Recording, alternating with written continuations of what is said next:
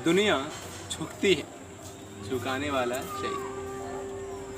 वो झुकाने वाला आप भी बन सकते हो, लेकिन अगर वो आप स्ट्रगल करो तब।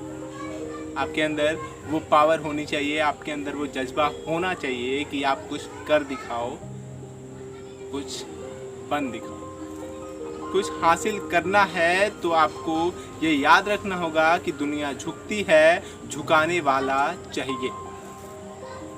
आप भी झुका सकते हो, लेकिन उसके लिए आपको स्ट्रगल करना होगा। तो एक स्टोरी सुनाऊंगा आपको, जिससे आपको पता चल जाए कि दुनिया झुकती है।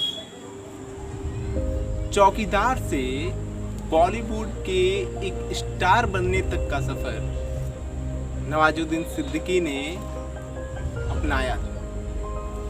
नवाजुद्दीन सिद्दीकी एक चौकीदार थे जिन्होंने बहुत ही स्ट्रगल की और आज इस मुकाम पे हासिल किया। कुछ सब लोग 1 साल, 2 साल, 3 साल स्ट्रगल करते हैं और हार मानकर कहते हैं, हे भगवान, ये सब मेरे साथ ही क्यों करते हैं, क्यों हो रहा है मेरे साथ ऐसा, मैंने ये किया क्या है, मैं कैसे सक्सेस होऊंगा। तो आप 1 साल, 2 साल या 3 साल स्ट्रगल करने के बाद आप सोच में पड़ जाते हो कि मेरे साथ ऐसा क्यों हो। लेकिन नवाजुद्दीन सिद्दीकी ने 1 साल नहीं, 2 साल नहीं, 3 साल नहीं, बल्कि पूरे 12 सालों तक स्ट्रगल किया और आज बॉलीवुड के स्टार बन चुके हैं। उनका जन्म मुजफ्फरपुर जिले के एक छोटे से कस्बे बुधना में हुआ। नवाजुद्दीन सिद्दीकी कहते हैं कि उनका जो गांव था, उसका हालत, उसका माहौल इतना खराब था कि वहाँ के लोग सिर्फ 3 चीज़ें जानते थे: गेहूं, गन्ना और गन। उनके पिता एक किसान थे और उनकी घर की हालत इतनी अच्छी नहीं थी, इसलिए उनका जो शुरुआती पढ़ाई हुआ वो उनके कस्बे से ही हुआ। उन्होंने केमिस्ट्री से बीएससी पढ़ाई की, उन्होंने ग्रेजुएशन केमिस्ट्री से किया। उसके बाद से बड़ोदरा में ही उन्होंने केमिस्ट का काम करने लगे। एक दिन क्या हुआ कि वो अपने एक सहकर्मी के साथ एक गुजराती नाटक देखने गए। वो नाटक देखने के बाद उन्होंने ये डिसाइड कर लिया कि मुझे एक्टर ही बनना है, क्योंकि उनके अंदर पहले से ही एक्टिंग का बहुत ही ज़्यादा शौक़ था, बहुत ही ज़्यादा उनको एक्टिंग पसंद। तो इसके लिए उन्होंने ये डिसाइड कर लिया कि उन्हें एक्टिंग ही करनी है और वो दिल्ली की तरफ बढ़ गए। यहाँ से शुरू हुआ उनके एक्टिंग का पहला दौर। उन्होंने बहुत प्रॉब्लम्स को फेस करना। वो तो दिल्ली तो पहुँच गए, लेकिन ये जो हमारी हिंदी फिल्म की जो बॉलीवुड इंडस्ट्री है, वो उस समय उन्हीं लोगों को अपने इंस्टीट्यूट में दाखिला देती थी जिनका कद काठी बहुत ही अच्छा और जो रंग होता था वो गोरा होता। लेकिन जो हमारे नवाजुद्दीन सिद्दीकी थे, वो कद काठी में अच्छे नहीं थे और उनका रंग भी सांवला। लेकिन नवाजुद्दीन सिद्दीकी कहाँ हार मानने वाले थे। उन्होंने संघर्ष करना नहीं छोड़ा और हमेशा कोशिश करते रहे। इसके बाद उन्होंने एक इंस्टीट्यूट ज्वाइन किया, NSD, national school of drama.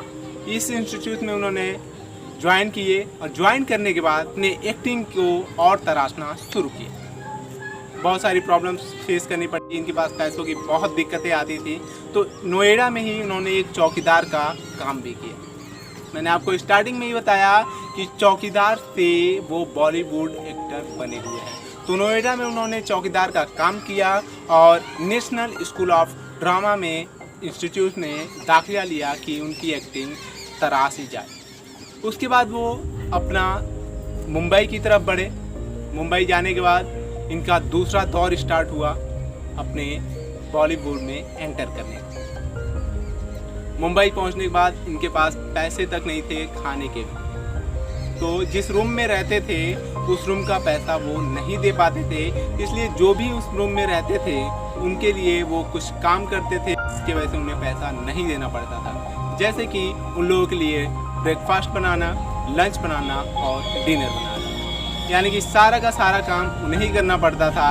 जिसकी वजह से उन्हें खाने की दिक्कत और रूम भाड़ा देने में कोई परेशानी नहीं होती थी। बहुत सारे संघर्ष करने के बाद ये अपना रोज़ जाते थे रोड ऑडिशन देने, लेकिन फिर बार बार उनको तुम कदकाठी में अच्छे नहीं हो, तुम्हारा शक्ल वैसा नहीं है, तुम इस बॉलीवुड इंडस्ट्री में नहीं आ सकते। लेकिन फिर भी वो रोज़ रेगुलर ऑडिशन देने जाते थे। कभी कभी तो इनका मन करता कि सब कुछ छोड़ छाड़ के वो अपने घर वापस चले जाए, लेकिन उन्हें अपनी माँ की एक बात याद आती थी। उनकी माँ कहती थी, बेटा कचड़े का भी पलटने का वक्त आता है और तू तो इंसान है। ये बात याद करके वो फिर से रुक जाते और प्रत्येक दिन अपना ऑडिशन देने चले जाते। इतना सब कुछ करने के बाद उन्हें बॉलीवुड में छोटे मोटे रोल मिलने लगे और अनुराग कश्यप ने इन्हें ब्लैक फ्राइडे में एक रोल दिया और उन्होंने किया। उसके बाद इन्हें बहुत ही ज़्यादा गैप दिया गया। उसके बाद फिर से अनुराग कश्यप ने ही इन्हें गैंग्स ऑफ वासेपुर में एक लीड रोल दिया और इनसे इनके फिल्मों का दौर चालू हो गया। इसके बाद इन्होंने कई बड़ी फिल्मों में काम की, जैसे कि Anji the mountain of man, kick, lunch, Badlapur and Bajrangi भाईजान और तलाश। इन फिल्मों को इनको करने के बाद इन्हें कई सारे पुरस्कारों से सम्मानित भी किया गया। फर्स्ट से अर्थ तक का दौर बहुत ही अच्छा रहा। उन्होंने बहुत ही मेहनत की और आज इस मुकाम को उन्होंने हासिल किया। और इन्होंने अपनी एक मूवी में एक लाइन बोली है जो मैं आपको सुनाना चाहूँगा, तोड़ेंगे नहीं तब तक छोड़ेंगे नहीं। तो मैं यही कहूँगा कि दुनिया झुकती है, झुकाने वाला चाहिए।